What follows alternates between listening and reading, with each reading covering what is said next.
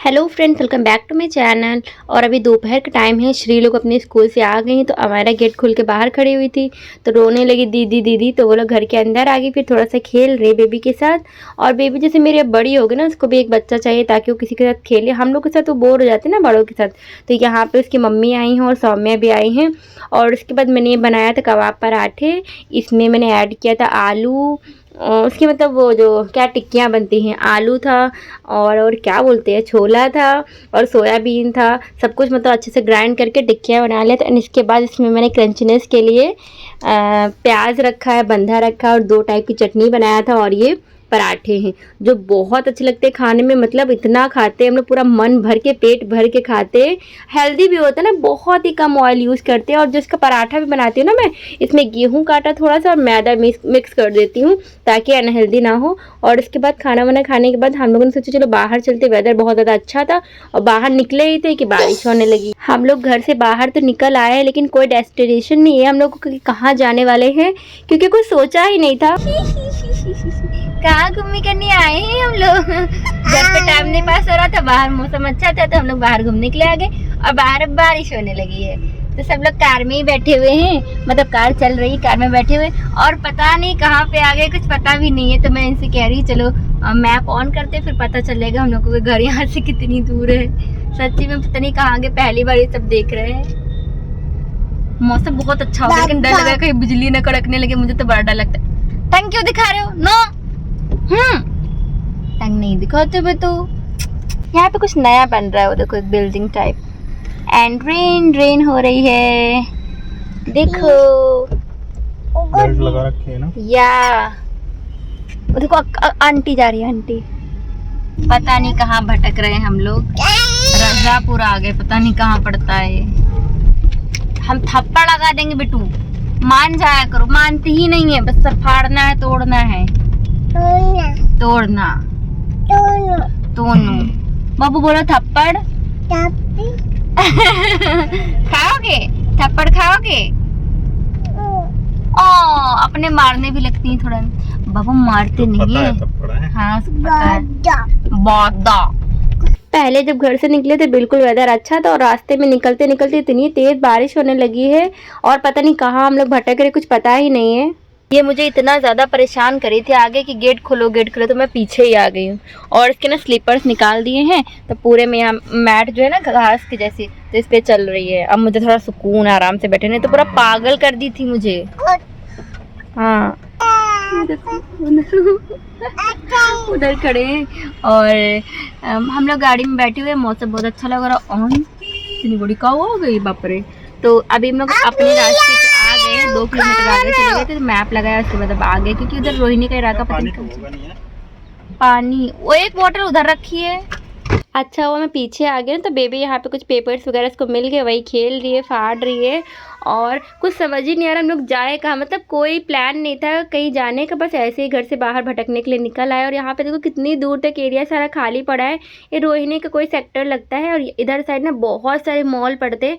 तो हम लोग सोचे चलो वहीं चलते हैं, थोड़ा सा चिल करेंगे, घूमेंगे फिरेंगे, फोटोज़ वगैरह क्लिक करेंगे और कुछ कपड़े समझ में आएंगे तो कपड़े भी खरीद लेंगे। जिस मॉल में हमेशा हम लोग आते थे ना वो अभी रिसेंटली बंद हो गया, आज पता चल गया है।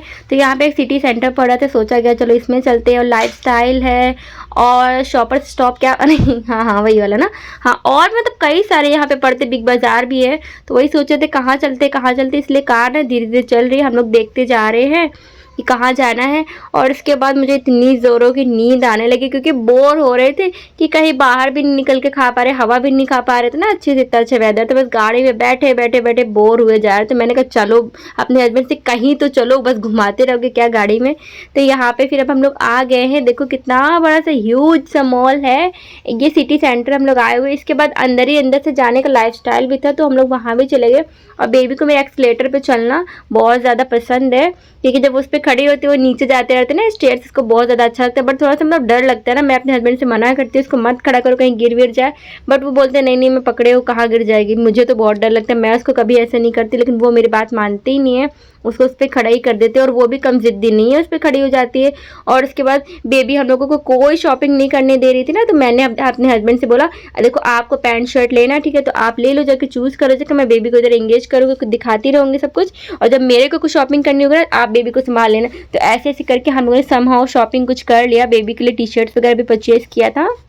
एंड देखो यहाँ से कितना तरह डरावना भी लग रहा है, नीचे देखो ना फ्लोर, क्योंकि 4-5 फ्लोर है ना, ऊपर से नीचे देखो बेबी को मैं गोदी लिए थे ना, मुझे बहुत डर लग रहा था कहीं वो कूद ना जाए, तो इसलिए हम लोग उसको पकड़े ही रह रहे थे पूरा टाइम, क्योंकि डर लगा रहता ना। और बेबी पूरे मॉल में इतना भगा रही, इतना भगा रही, सारे कपड़े गिराए दे रही।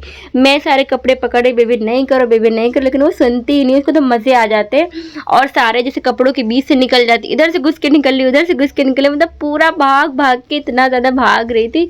और यहाँ पे मैंने बेबी के लिए 2-3 फुल टी शर्ट्स भी परचेज किया था, क्योंकि उसके पास फुल टी शर्ट नहीं थी, हाफ बहुत सारी थी। अब जैसे वो धीरे धीरे बड़ी हो रही ना, तो जितने कपड़े पुराने होते सारे छोटे हो जाते, बच्चों को पता ही नहीं चलता है कि कितना बड़ा साइज लो, ज़्यादा बड़ा ले रहे तो बड़ा सा लगता है। जैसे हमारे ने इस टाइम जो पहना है देखो थोड़ा सा बड़ा ही लग रहा है, और छोटा ले रहे तो तुरंत अगले में नहीं छोटा हो जाता, तो समझ ही नहीं आता यार इसके कपड़े कैसे लूँ भाई।